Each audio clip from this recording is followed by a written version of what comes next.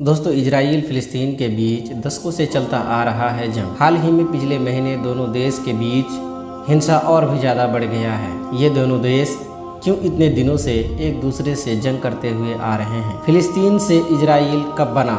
इन दोनों देश के आपस में जंग करने का वजह क्या है? फिलिस्तीन ने जो अभी इजराइल पर अटैक किया है उसकी वजह से तीसरा विश्व युद्ध शुरू हो जाएगा। चलिए जानते हैं इन सभी सवालों के जवाब आज की इस वीडियो में। दोस्तों, यह कहानी शुरू हुई सेकेंड वर्ल्ड वॉर में, जब जर्मनी के हिटलर नाजी शासन ने करीब 6 लाख यहूदियों को मौत के घाट उतार दिया था। तब से यहूदियों के लिए अपना अलग देश की मांग तेजी से बढ़ने लगा। एक तरफ जहां यहूदियों का मानना था ये जो फिलिस्तीन है उनके पूर्वजों का ज़मीन है, तो दूसरी तरफ फिलिस्तीनी अरबी अपना इस देश को वतन मानते हैं। दोस्तों, जब प्रथम विश्व युद्ध के दौरान उस्मानिया सल्तनत के हाथ से मध्य पूर्व का इलाका जब निकल गया तो उस पर ब्रिटेन ने अपना कब्जा जमा लिया, जिसे फिलिस्तीन के नाम से जाना जाता है।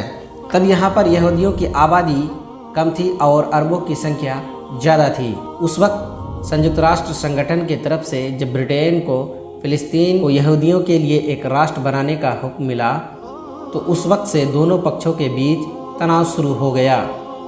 साल 1920 से 1940 के बीच यूरोप में जो यहूदियों को सताया जा रहा था, तो उसके वजह से एक एक करके भारी संख्या में यहूदी फिलिस्तीन पहुंच गए।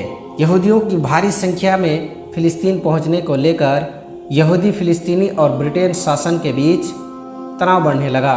साल 1947 में संयुक्त राष्ट्र ने फिलिस्तीन को अलग अलग यहूदियों और अरबों के बीच बांट दिया और यरूशलेम को एक अंतर्राष्ट्रीय राज्य बना दिया। इस फैसले को यहूदी ने तो अपना लिया, लेकिन फिलिस्तीनी और अरब कंट्री इसे मानने से इनकार कर दिया। साल 1948 में इस समस्या को हल नहीं कर पाने की वजह से ब्रिटेन शासन फिलिस्तीन छोड़कर चले गए। तब यहूदियों ने इजराइल राज्य की घोषणा कर दी। कई फिलिस्तीनियों ने इसका विरोध किया, जिसका नतीजा यह हुआ कि दोनों देश के बीच युद्ध शुरू हो गया। फिलिस्तीन के समर्थन में पड़ोसी अरब देशों की सेनाओं ने हमला कर दिया। नतीजा यह हुआ कि हजारों फिलिस्तीनी मारे गए और इस जंग में यहूदियों को जीत मिली। अगले साल जब लड़ाई खत्म हुआ तो इजराइल ने फिलिस्तीन की अधिकांश एरिया को अपने कब्जे में ले लिया।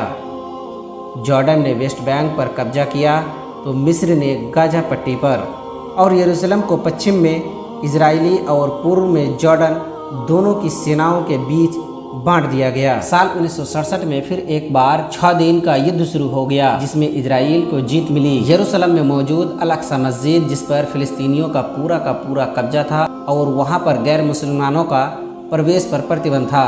इस प्रतिबंध को इजराइल ये कहकर ख़त्म कर दिया कि यहाँ पर यहूदी तो आएंगे, लेकिन सिर्फ और सिर्फ घूमने के मकसद से। यहूदी लोग यहाँ पर आकर अपने धर्म की पूजा पाठ नहीं करेंगे। लेकिन दोनों पक्षों के धर्म प्रचारक ने इसे मानने से इनकार कर दिया। मुसलमान का कहना था यहूदी अल-अक्सा मस्जिद पर कब्जा करने के लिए आ रहे हैं और इसी को लेकर विरोध कर रहे थे, तो वहीं दूसरी तरफ यहूदी इसे अपना टेम्पल बनाने के लिए जिद पर अड़े थे। ये तनाव चलता रहा और सन 1982 में एलिन गुडमैन नामी एक इजरायली फोर्स अल-अक्सा मस्जिद में मशीन गन लेकर घुस जाता है और अंधाधुंध फायरिंग करने लगता है, जिसमें 2 फिलिस्तीनी लोगों की मौत हो जाती है। इस घटना के बाद मुसलमानों और यहूदियों के बीच और भी ज़्यादा तनाव बढ़ गया। इसी का नतीजा साल 2000 में इजराइल के पूर्व प्रधानमंत्री एरियल शेरोन कड़ी सुरक्षा के साथ अल-अक्सा मस्जिद पहुंच जाता है, ये सोचकर कि यरूशलेम में इजरायली हुकूमत कायम करना है। जिसका नतीजा यह हुआ कि दोनों पक्षों में दंगे होने लगे। उसके बाद साल 2014 आया और इसी बीच एक फिलिस्तीनी नागरिक के हाथों इजरायली कट्टरपंथी नागरिक को गोली मारकर हत्या करने की कोशिश की, लेकिन वह नाकाम रहा और खुद इजरायली फोर्स के हाथों मारा गया। इस पर फिलिस्तीनी आक्रोश में आ गया और दोनों पक्षों के बीच लड़ाई जारी रहा। और हाल ही में हमास नामी फिलिस्तीनी संगठन इजराइल पर 20 मिनट में 1-2 नहीं, 10-20 नहीं, बल्कि 5000 एक के बाद एक रॉकेट से हमला करते गए। और इस हमले में 250 से अधिक इजरायली नागरिक अपनी जान गंवा दिए। दोस्तों, अब सवाल उठता है, ये हमास कौन है? इस लंबे वक्त से चल रहे जंग में हमास की एंट्री कब हुई?